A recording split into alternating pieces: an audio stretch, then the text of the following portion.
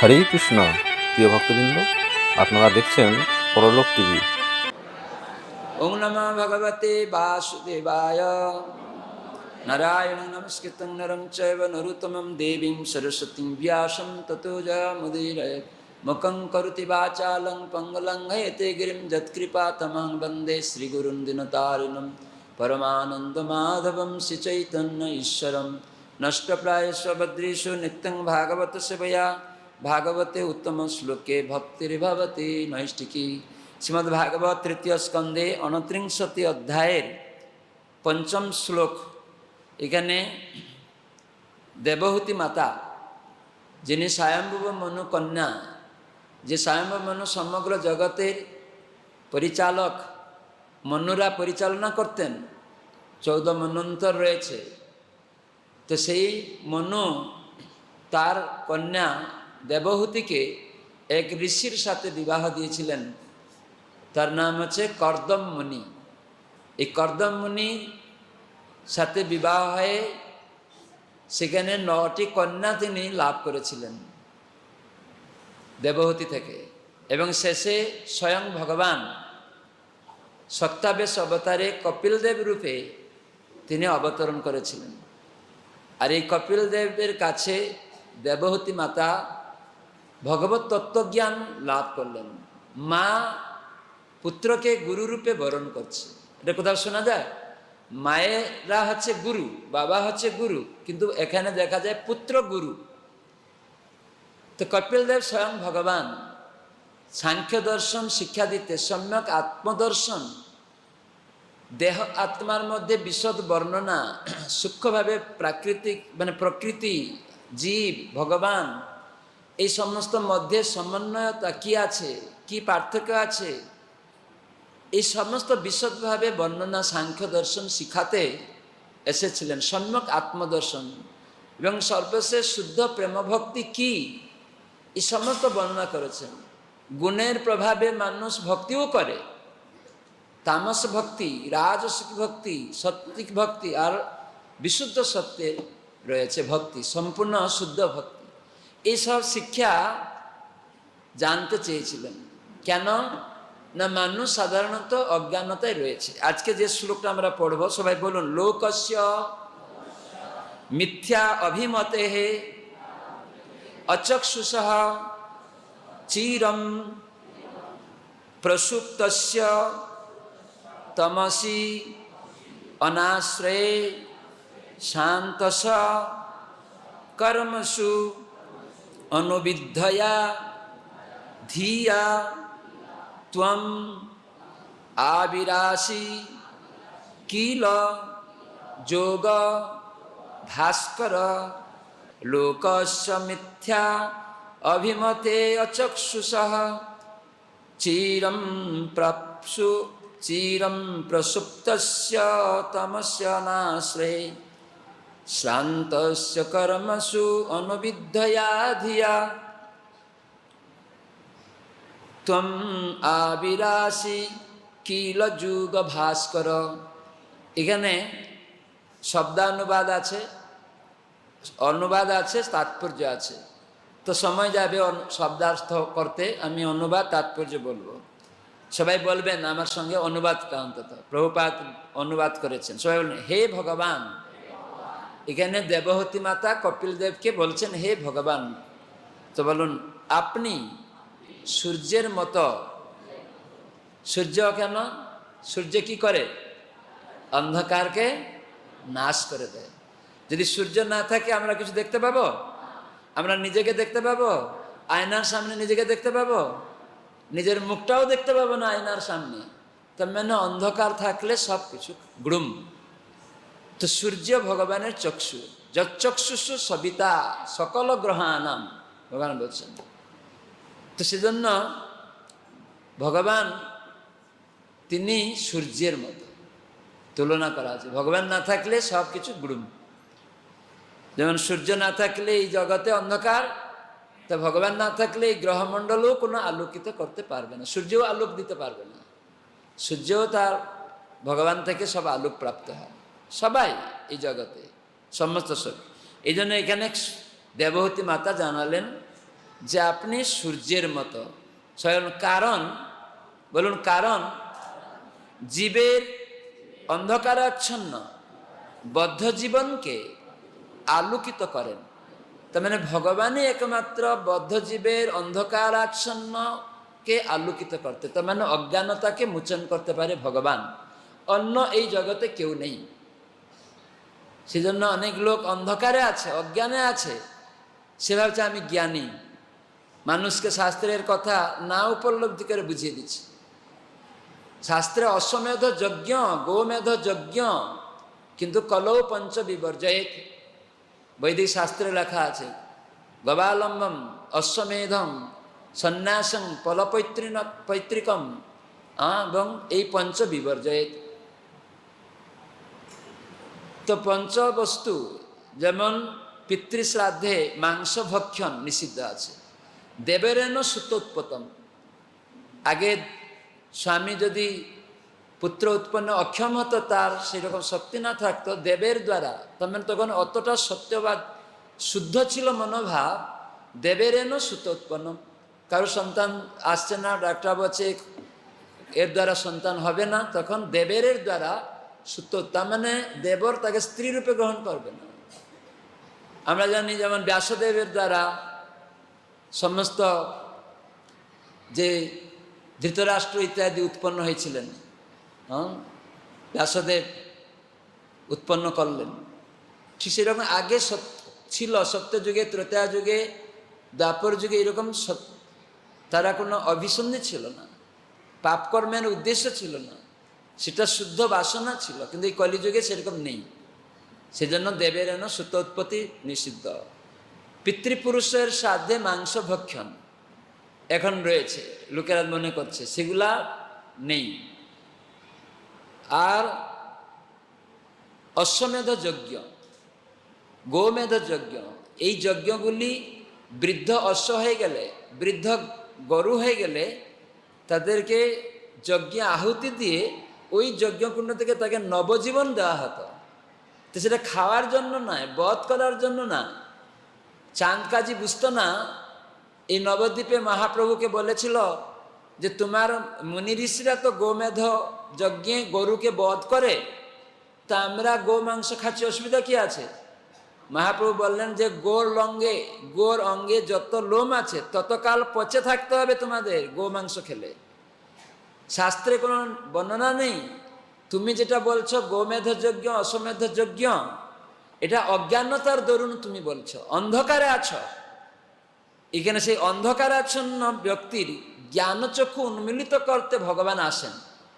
তাই জন্য এখানে দেবহূতি মাতা বলছেন যে তুমি একমাত্র এই অজ্ঞানতা মোচন করতে পারো। তাই চাঁদ কাজীর এরকম অজ্ঞানতা ছিল, সে বৈদিক শাস্ত্রের কথা উপলব্ধি না করে। অনেক লোক শাস্ত্রের কথা উপলব্ধি না করে, নাস্তিক অনেক লোক সেখানে প্রস্তাব দিচ্ছে, সেই শ্লোকগুলিতে বলা হয়েছে প্রস্তাব দিচ্ছে, ও যা কিছু বলছে অনেক ভুলভাল। সেখানে প্রস্তাব রুক্মিণীর ভাই বলছে না না, রুক্মিণীকে কৃষ্ণের সাথে বিয়ে দেওয়া যাবে না। এতটা অসুরেরা অন্ধকারে থাকে, কেবল দেহাত্ম বুদ্ধি, ইন্দ্রিয় সুখ ছাড়া আর কিছু জানে না, হিংসা ছাড়া আর কিছু জানে না, অন্যকে নষ্ট করতে, তাদেরকে উদ্বেগ দিতে এইসব চেষ্টা করে। যেমন আজকাল অনেক রাজনৈতিক নেতা, অনেক কীর্তনিয়া এরকম দীনকৃষ্ণের মতো বেরিয়ে নতুন নতুন কথা বলছে। অনেক হিন্দু সেজে অনেক ইস্কনেরও বদনাম করে। ইস্কনে যে প্রভুপাদ কিভাবে গীতা ভাগবতের কথা আচার্যদের দ্বারা পরম্পরা সূত্রে, এই দেবতী মাতা বলেছেন যে পরম্পরা সূত্রে ভগবত তত্ত্ব জ্ঞান গ্রহণ করতে হয়, সেটা মানুষ জানে না। আমি একটু স্কুল কলেজ ডিগ্রি নিয়েই বলে দিলাম কিছু একটা কথা, হয়তো সেটাও ঠিক নেই। গীতায় কৃষ্ণ বলছেন কিছু কথা, আমি সেটাকে অপব্যাখ্যা করছি। তো এই জন্য এখানে অশ্বমেধ যজ্ঞ, গোমেধ যজ্ঞ মানে আহুতি দিয়ে পুনরায় নবজীবন দান করা। কিন্তু কলিযুগে সেরকম ব্রাহ্মণ নেই নতুন জীবন দান করতে পারবে, সেটা খাওয়ার জন্য না, এই যজ্ঞ কথা বলা হয়েছে। তো সেই জন্য বলি প্রথা আবার রয়েছে কি না, পাঠাকে মা কালীর সামনে বলি দিতে হবে মাসে একদিন, বলতে হবে আমি এটাকে খাবো, তোমাকে সাক্ষী রাখছি, পুনরায় এই পাঠা মানুষ হবে, আমি ছাগল হব, সে আমাকে কাটবে। মাংস, এই বলির প্রথা শাস্ত্রে রয়েছে। আমাকে তুমি কাটছো বা আমি তোমাকে কাটছি, পুনরায় তুমি আমাকে কাটবে। মাংস স খাদতি মাম, আমি তোমার মাংস খাচ্ছি, তার মানে কালীর কাছে বলি দিতে হবে সাক্ষী রেখে। মা কালী তমগুণের অধিষ্ঠাত্রী দেবী, তিনি খান নাই সব, কিন্তু তিনি তমগুণের অধিষ্ঠাত্রী দেবী, অধিকারী তার কাছে রয়েছে। যেমন দেখবেন সরকারি রুল অনুসারে কাউকে ফাঁসি দেওয়ার জন্য অনুমোদন করা হয়, সে লোকটা ওই রকম বলে তাকে বলা হয় তুমি ফাঁসি দাও। সবাইকে কি ফাঁসি দিতে বলা হয়? সবাইকে ফাঁসি দিতে বলা যাবে না। ঠিক সেই রকম সবাইকে কি কসাইখানায় নেওয়া যাবে না। তো এইরকমই মা কালী একজন দেবী, সমস্ত দেবতার মধ্যে তিনি তমগুণের অধিষ্ঠাত্রী, মানে এরকম তমগুণাচ্ছন্ন ব্যক্তিদের আরাধ্য। তাদেরকে সাক্ষী রাখে তাদের অনুমোদন করছেন, তুমি খাচ্ছ কিন্তু ঠিক আছে, আমি সাক্ষী থাকলাম, পুনরায় তুমি ওই রকম হবে, তাই আমি সাক্ষী থাকছি। তো এই জন্য মা কালী সাক্ষী থাকেন। তো এই কন্ডিশন থাকে সেখানে। বলির প্রথাটা ওই রকম, আর যজ্ঞটা আলাদা। কিন্তু অনেক সময় অনেক বুঝতে পারে না, যজ্ঞ আর বলিকে এক করে দেওয়া উচিত না। তো চাঁদ কাজী তখন বুঝেছিল যে না, গোমাংস খাওয়া যাবে না। তো এই জন্য কলিযুগে এটা নিষিদ্ধ আছে। তো এই জন্য অন্ধকারে থাকলে, তো এই জন্য ভগবান আসেন এই জ্ঞানচক্ষু উন্মিলিত করতে। এই জন্য কপিলদেব কাছে তিনি বলছেন, যেহেতু তাদের জ্ঞানচক্ষু উন্মিলিত হয়নি, তাই আপনি আপনার আশ্রয় ব্যতীত তারা সেই অন্ধকারে তার চিরনিদ্রিত। যেহেতু আপনার আশ্রয়হীন, তারা আপনাকে বুঝতে জানে না, আপনার কাছে আসে না, সূর্যের কাছে আসে না। অন্ধকারেই সবসময়, মানে সূর্য নেই, পেঁচার মতো। সূর্য আছে কিন্তু পেঁচা বলছে সূর্য নেই। তো এরকম পেচকের মতো হলে হবে না। তো সূর্য উদয় হলে অন্ধকার চলে যাবে। ঠিক এইরকম এখানে অন্ধকার হচ্ছে চিরনিদ্রিত, তারা ঘুমিয়ে থাকে। আজকাল লোক দেখবেন সূর্য উদয় হয়ে গেলেও ঘুমিয়ে থাকে, হ্যাঁ কি না? 10টা পর্যন্ত। আমরা সূর্য উদয়ের আগে উঠি, 4টায় উঠে যাই, কিন্তু তারা ঘুমিয়ে থাকে 10টা, 11টা, 12টা পর্যন্ত ঘুমিয়ে থাকে। তার মানে চিরনিদ্রিত, বুঝতে পারে না। এইরকম লোকের কি করে মঙ্গল হবে? এবং তাই তারা জড়জাগতিক কর্মে অনর্থক ব্যস্ত থাকে। এই জন্য দেখবেন সবসময় জড় কর্মের উপদেশ দিবে, ইন্দ্রিয় সুখের কর্মের উপদেশ দিবে। সকাম কর্ম কি করে ইন্দ্রিয় সুখ করা যাবে, কোন কর্ম করে সেই কর্ম করতে তারা ব্যস্ত করবে। বলে মদের দোকান খুল, হ্যাঁ, বলে চা বিড়ি পান সিগারেট দোকান খুলো। এরকম রাজনৈতিক নেতারা বলে বলে মুরগি দোকান খুলো, এই জন্য মুরগি পোলট্রি করো।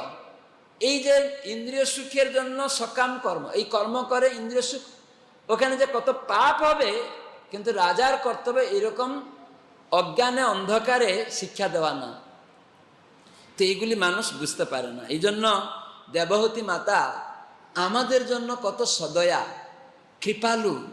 তো সেজন্য তিনি প্রত্যেক জীবের প্রতি, আমরা যে বিস্মৃত হয়েছি ভগবানকে, যে ভগবানকে পেলে আমরা অজ্ঞানতা চিরনিদ্রিত অবস্থা থেকে, দেহাত্ম বুদ্ধি থেকে যে আমরা মুক্ত হব, হিন্দু মুসলিম খ্রিস্টান করে যে ডাঙ্গা, তৃণমূলী বিজেপি কংগ্রেস সিপিএম বলে যে ডাঙ্গা, দেহাত্ম বুদ্ধি, ধনী গরিব শিক্ষিত, প্রধানমন্ত্রী মুখ্যমন্ত্রী, এসব পদের অভিমানে ডাঙ্গা, আমেরিকান পাকিস্তানি ভারতীয় আফ্রিকা, দেহের পরিচয়, এটি ডাঙ্গা লাগে, যুদ্ধ লাগে সারা বিশ্বে। অন্য কোনো উপায় নেই এই ডাঙ্গা থেকে মুক্ত হওয়ার। একমাত্র উপায় ভগবানের নামের আশ্রয়, ভগবানকে গ্রহণ করা। কেন? ভগবান হচ্ছেন সূর্য সদৃশ, আর তখন তার আশ্রয় এলে অন্ধকার যাবে। তখন এই দেহ আমি নয়, এই দেহের মধ্যে আমি আত্মা। সুতরাং আমরা বলি আমার দেহ, আমার হাত, আমার মাথা, আমি কে? এই অজ্ঞানতা মুক্ত হতে হবে। আমি কে মানুষ প্রশ্ন করবে, পশু পাখিরা করবে না। তো সেটাই এখানে বলা হয়েছে। এই জন্য এই শ্রীমদ্ ভাগবত আমাদেরকে এত সুন্দর কথা বর্ণনা করছে। এই জন্য দেবহূতি মাতা তিনি প্রার্থনা করছিলেন, হে প্রভু কৃপা করে আমার জন্য এবং জনসাধারণের জন্য জন্ম মৃত্যু জরা ব্যাধির যে নিরন্তর যে প্রক্রিয়া রয়েছে সেই সম্বন্ধে একটু বলুন। কেন এই জন্ম মৃত্যু চক্র সম্বন্ধে আমরা অজ্ঞ। যদি এটাকে জানি, সেই সমস্ত জন্ম মৃত্যু চক্রের যে করাল গ্রাস বিপদ যে রয়েছে বারবার আমার আসক্তি অনুসারে, যে আমি কোথায় তলিয়ে যাব, খারাপ দিকে চলে যাব, সেই সমস্ত চক্রের কথা আপনি পুঙ্খানুপুঙ্খভাবে বলুন, আমি এইসব বিপদ থেকে শ্রবণ করতে চাই, জড়জাগতিক কর্ম থেকে যাতে বিরক্ত হতে পারি সেই শিক্ষাগুলি প্রদান করুন। কেন জড়জাগতিক কার্যকলাপ সকাম কর্মে বিরক্ত হবে না, কি করে বিরক্ত হব? তো সেইগুলি আপনি আমাদেরকে কৃপা করে বলুন, আমাকে বলুন, জনসাধারণের জন্য বলুন। তো মানে ভক্ত একজন নিজের মঙ্গল কামনা করবে, আর অন্যরা কি করে সেই মঙ্গলময় জীবনযাপন করবে তার প্রার্থনা করবে। তাই জন্য প্রভুপাদ ইস্কন প্রতিষ্ঠা করে, তার গুরু সেই রকম দরদি ছিলেন। তাই প্রভুপাদকে আদেশ করেছিলেন, যাও, তোমার মতো শিক্ষিত যুবকের উচিত অজ্ঞান অন্ধকারে চির নিদ্রিত সমস্ত পাশ্চাত্য দেশবাসী গো মাংস খায়, রক্ত পান করে, মানুষকে খায়, সেই চির নিদ্রিত দেহাত্ম বুদ্ধি অজ্ঞানতা থেকে, সকাম কর্মের ভাবনা থেকে, আসুরিক প্রবৃত্তি থেকে মুক্ত করো। তাদেরকে ভগবানের সম্বন্ধ অবিধেয় প্রয়োজনাত্মক ভগবত্তা তত্ত্বজ্ঞান দান করো, গীতা ভাগবতের শিক্ষা দান করো। এটি ভক্তি সিদ্ধান্ত সরস্বতী ঠাকুর প্রভুপাদ এই ইস্কন প্রতিষ্ঠাতা আচার্য প্রভুপাদকে বলেছিলেন। তাই প্রভুপাদ মহাপ্রভুর সেই শিক্ষাও ছিল, পৃথিবীর সর্বত্র আমার নাম প্রচার হবে। কেন মহাপ্রভু চেয়েছেন না, এই নাম সূর্যের মতো আমার নাম গ্রহণে মানুষের অন্ধকার অজ্ঞানতা চিরতরে দূরীভূত হয়ে যাবে। সেটাই দেবহতী মাতা এরকম প্রার্থনা করছেন। তো সেজন্য আমাদের দরকার, সেজন্য ভাগবত এই সব শিক্ষা আমাদেরকে দেয়। সদ্গুরুর আশ্রয় কি করে আমাদেরকে করতে হবে, তাহলে গুরুর আশ্রয়েই কেবল আমরা এটি জানতে পারি।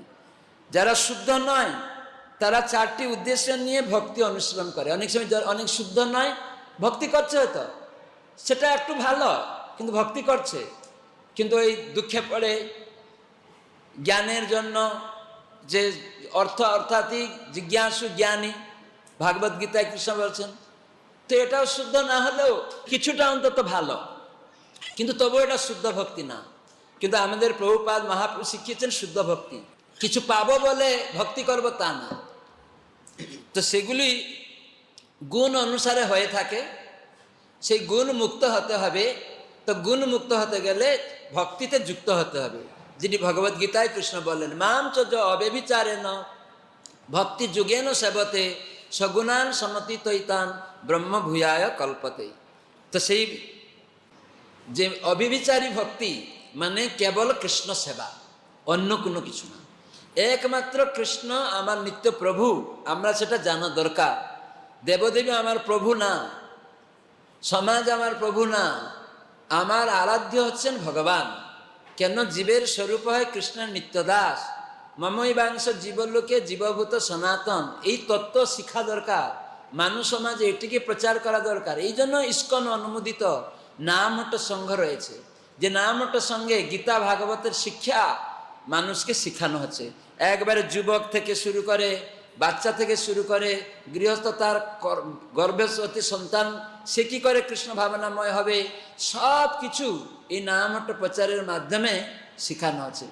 আর যার ফলে আবার কোথাও কোথাও সুযোগ আছে, আমাদের ছাত্র সমাজ গীতা কোর্স এরকমও সুযোগ আছে, সেখানেও কেউ গীতা নিয়ে পড়ছে। কিন্তু নামহট্টের মধ্যে গীতাও শেখানো হয়, যুবকদেরকেও শেখানো হয়, কোনো অসুবিধা নেই। তো সেজন্য আপনারা নামহট্ট প্রচারের মাধ্যমে যে নিতাই নটরাজ প্রভু আপনাদেরকে শিখাচ্ছে, যে প্রভুপাদের লেকচারের উপরে শ্রদ্ধাবান গৌরকৃষ্ণ সেবক, গৌরকৃষ্ণ সাধক এই সার্টিফিকেট দেওয়া হবে আজকে বিকালবেলা। আমরা বিকালবেলা নামহট্ট প্রচার কি করে আরো সুন্দর করে করবেন সেই সব শিক্ষা আমরা আলোচনা করব। তো সেজন্য ভাগবত আমাদের অজ্ঞানতা মোচন করে, সর্বশেষে আমাদেরকে প্রেম ভক্তি দান করে। যখন আমরা ভগবান এবং ভক্তের লীলা অদ্ভুত কার্যকলাপ শ্রবণ করব, তখন আমাদের হৃদয় মার্জিত হবে। আর এইটা যদি কেউ না গ্রহণ করে, শাস্ত্র বলছেন যে যদি কোনো ব্যক্তি ভগবানের মধুর বাণী, তার প্রসাদ ইত্যাদি না গ্রহণ করে, তাদের নিন্দা করা হয়েছে। কৃষ্ণেরও মধুর বাণী অমৃতেরও তরঙ্গিনী, যে কৃষ্ণের যে কথা অমৃতের তরঙ্গিনী, সেটা যদি কান দিয়ে না ঢুকে, তাহলে কানা কড়ি ছিদ্র সম জানিহ শেষ লবণ। কানা পয়সার মতোই কোনো মূল্যহীন এই কর্ণটা। এই কর্ণটা কেবল ভগবানের কথা শোনার জন্য, আজে বাজে সিনেমা আর্টিস্ট রাজনৈতিক নেতার কচকচানি শোনার জন্য না। এটা কেবল কৃষ্ণ কথা শোনার জন্য। এই জন্য আমাদের খারাপ কথা শুনতে হবে, বন্ধ করতে হবে। তো এইভাবে জিহ্বা দিয়ে কৃষ্ণ প্রসাদ খেতে হবে। শাক সবজি নিবেদন করে, জীব হত্যা হয়, শাক সবজি হত্যাও, কিন্তু সেটি নিবেদন করে প্রসাদ খেলে পাপ মুক্ত হয়ে যায়। সেখানে ভগবান খুশি হন, যেহেতু ভগবান ওটি গ্রহণ করেন, ওনার অনুমোদিত। ভগবান যদি কিছু অনুমোদন করেন, সেই হত্যাটা ধর্ম। যেমন ভগবান কোথাও মিথ্যা কথা বলছেন, অশ্বত্থমা হত না হলে, দ্রোণাচার্যের পুত্র অশ্বত্থমা, সে মৃত্যু না হলে, মানে সেই কথাটা না সংবাদ পেলে এই দ্রোণাচার্যকে বধ করা খুব কঠিন। কৃষ্ণ জানতেন অশ্বত্থমার প্রতি তার এত আসক্তি, তো তার বিরহে এ অটোমেটিক্যালি মরে যাবে। তো সেজন্য তাকে কি করে দুর্বল করতে হবে, তাই কৃষ্ণের প্ল্যান। যুধিষ্ঠির মহারাজকে বলেন, তুমি বলো অশ্বত্থমা মারা গেছে। বলছে আমি তো এত বড় মিথ্যা কথা বলতে পারবো না, অশ্বত্থমা তো আছে। তাকে দূরে সরিয়ে দিয়েছেন যুদ্ধে নিয়ে নিয়ে। কিন্তু যুধিষ্ঠির মহারাজ বলতে, এই নীতিটাও ধর্ম না। যুধিষ্ঠির মহারাজ এত সত্যবাদী, তার মানে এতটাটুকু মিথ্যা বলতে, কিন্তু কৃষ্ণের জন্য মিথ্যা কথা বলা কোনো প্রবলেম নেই। তো সেই ক্ষেত্রে ধর্ম ওটা। তো সেই জিনিসটা মানুষ জানে না। তো সেই জন্য হত্যা ওটা পাপ, কোন জীব হত্যা পাপ। কিন্তু আমরা যদি মানুষকে হত্যা করি তাহলে জেলে যেতে হয়, কিন্তু অন্যান্য ছাগল গরু কাটে, মাছ কাটে, তখন জেলে যেতে হয় না। তাহলে সবাই মানুষ কেটে খান। অনেক মূর্খ লোক তারা বলে যে গরু যদি না খাওয়া যাবে তাহলে গরুরা কি হবে, তাহলে মানুষ তো বাড়ছে, জমি জায়গা তো কমে যাচ্ছে, তাহলে কি মানুষ কেটে খেতে হবে? অনেক মূর্খ রাজনৈতিক নেতারা, মুসলিমরা, হিন্দুরা বলছে হয়তো গরু যদি আমরা না খাবে মুসলিমরা, তাহলে কি করব? তাহলে জমি জায়গা, এটা ভগবানের প্ল্যান যে জমি জায়গা চাষ না করলে, যদি তেল দাম বেড়ে যাচ্ছে, এখন যখন তেলের দাম বেড়ে যাবে ট্রাক্টর চাষ করতে পারবে না, তখন শাকসবজি না হলে আপনি টাকা নিয়ে কি করবেন? 3000 টাকা নরেন্দ্র মোদী সরকার দিতে চাইছে, কিন্তু কাদের দিবে সেটা তার বিচার। কিন্তু এখন মহিলারা সবাই পাবে, এটা ঠিক নয়। কেন? যদি 3000 কেন, নরেন্দ্র মোদী সরকার যদি 1 কোটি টাকাও দেয়, আপনি সুখী হতে পারবেন না। আমাদের চাহিদা কোনোদিন মিটবে না। এই জন্য মাতাজিদের অপেক্ষা করতে হবে যে কেউ খেতে পায় না সে নিক। আমার তো চাকরি আছে, ছেলে মেয়ের বাবা স্বামীর, আমি কেন নিব? এই টাকাটা আমি কেন নষ্ট করব লক্ষ্মীকে, আমার ইন্দ্রিয় সুখে? কেন? আপনি তো 3000 টাকা নেন, ভগবান বৃষ্টি বন্ধ করে দিলেন, তখন চাষবাস হবে না। আপনি চাল ডাল বাজারে গিয়ে 3000 টাকা নিয়ে বলেন একটা চাল দিন, একটা চাল দিন, একটা শাক দিন, পাবেন? তাহলে কোটি টাকা নিয়ে কি করবেন?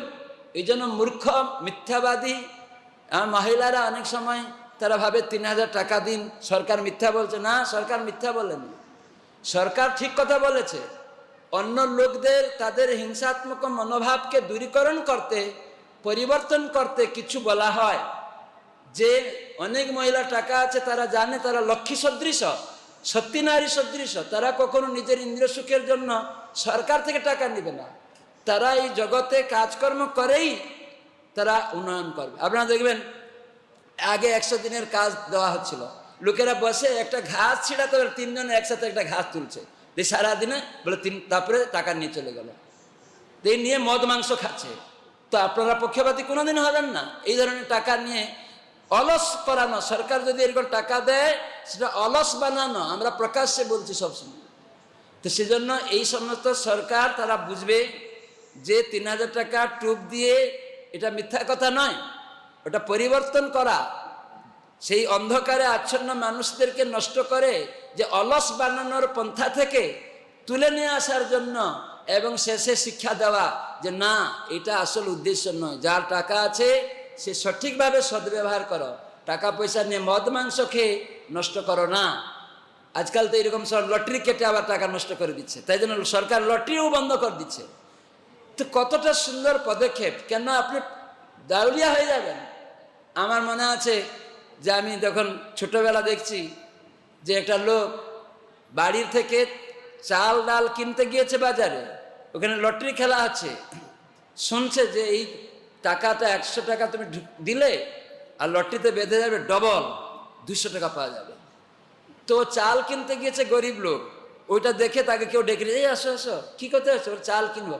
দেখো ডবল টাকা হয়ে যাবে, তুমি অনেক চাল নিতে পারবে। তো তার কথায় পড়ে দিয়ে দিয়েছে, 100 টাকা চলে গেল, আর 200 টাকা এলো না। তারপরে বলছে তোমার কাছে আর নেই? বলছে হ্যাঁ আছে। বেশ দেখো এইটাতে দাও, 400 টাকা হয়ে যাবে। তখন এটা মারলো, শেষ। তখন আর 2-3 দিন বাড়ি ফিরে না, স্ত্রী বাইরা সব খোঁজ করছে কি হলো। লজ্জায় ভয়ে চাল কিনতে গিয়েছিল, এখানে স্ত্রী পুত্র সব টাকা খাবে, তাকিয়ে বসে আছে, অন্ন ডাল সবজি খেয়ে তাদের পেট পুষবে, কোথায়? তখন পরে শূন্য হস্তে এসছে, যে টাকা ছিল নেই। তোর কি খাবে? আপনি তো লটারি, তখন এই টাকা নিয়ে মোবাইল টাকা ঢুকিয়ে খারাপ জিনিস দেখে আপনার স্বামীকে ত্যাগ করে আর অন্য জায়গায় যাবেন। এরকম মহিলারা করবে।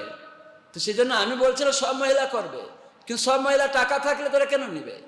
তারা লক্ষ্মীকে যদি পায় কৃষ্ণ সেবায় লাগাবেন বলে আমরা আশা করি, নিজের ইন্দ্রিয় সুখে লাগাবেন না। যদি গরিব লোক, তার কোনো ইনকাম নেই, পঙ্গু হয়ে বসে আছে, কাজ করতে পারে না, অন্ধ, সেরকম লোক পাইলে আর দেশবাসী মহিলারা সন্তুষ্ট হয়ে আশীর্বাদ করবে সরকারকে, তাহলে আরো ভালো হবে।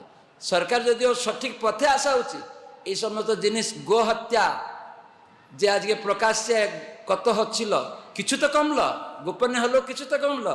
গোমাতা যদি আনন্দ পাবে, ভগবান খুশি হবেন, এটাও একটা পন্থা।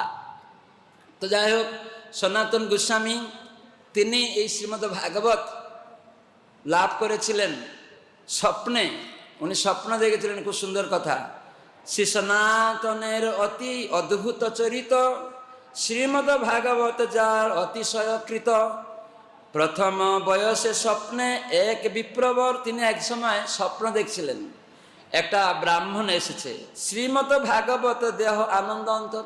তাকে উনি ঘুমিয়ে আছেন, স্বপ্নে উনি দেখছেন একটা যুবক ব্রাহ্মণ একটা ভাগবত এনে তাকে দিচ্ছে খুব আনন্দিত ভাবে। স্বপ্নভঙ্গে সনাতন ব্যাকুল হইলা, প্রাতে সেই বিপ্র ভাগবত দিলা। তিনি যখন স্বপ্ন ভেঙে গেছে, দেখছে ভাগবত কই, হঠাৎ করে দেখছে যে বিপ্রর চিন্তা করেছিলেন স্বপ্নে, সেই ব্রাহ্মণ এসে তাকে ভাগবত দিচ্ছে। জয় শ্রীমদ্ ভাগবতম কি। পাইয়া শ্রীমদ্ ভাগবত মহাহর্ষ চিতে, এই ভাগবত গ্রন্থ উনি স্বপ্নে দেখলেন, কিন্তু স্বয়ং যখন পাচ্ছিলেন না তত ব্যাকুল হয়ে গেছে।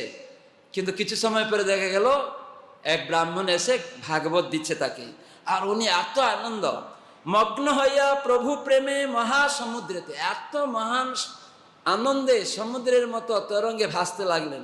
শ্রীমদ্ ভাগবত অর্থ ঐছে আস্বাদিল, তাহা শ্রী বৈষ্ণব তুষণীতে প্রকাশিল। তিনি বৈষ্ণব তুষণী একটা গ্রন্থ লিখছেন, সেখানে এই ভাগবত মহিমা সম্বন্ধে তিনি খুব সুন্দর কথা বলেছেন।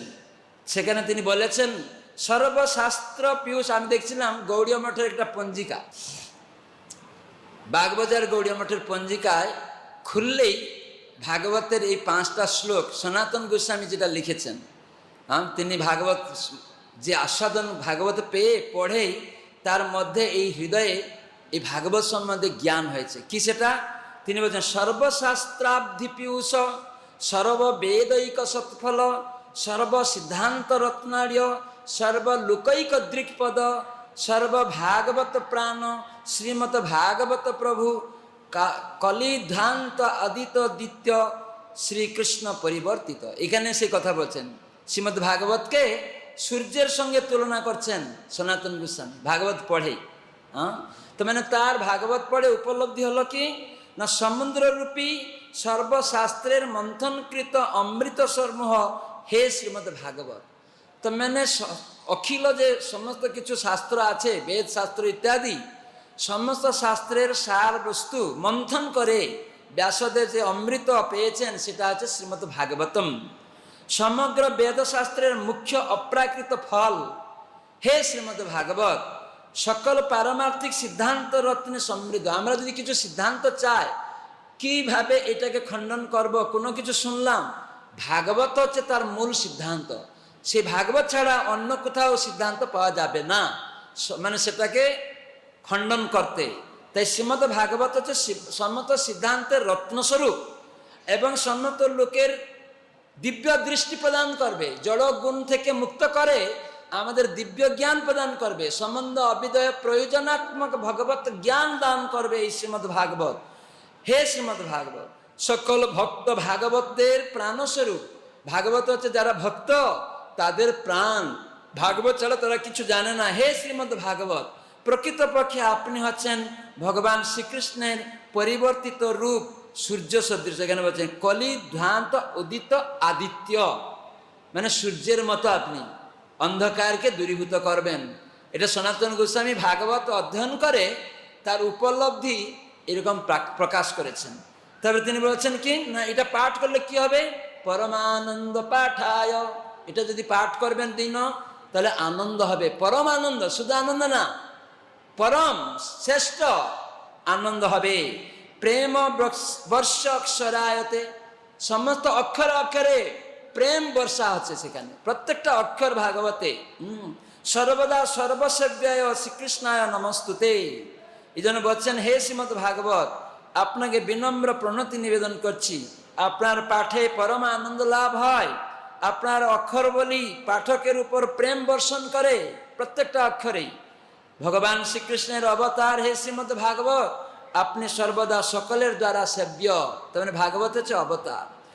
মদে এক বন্ধু, এই জগতে আমরা অনেক বন্ধু পাই, কিন্তু আপনি হচ্ছেন একমাত্র আমার বন্ধু। তাই সবাইকে আমি অনুরোধ করব, ভাগবতকে বন্ধুরূপে গ্রহণ করুন।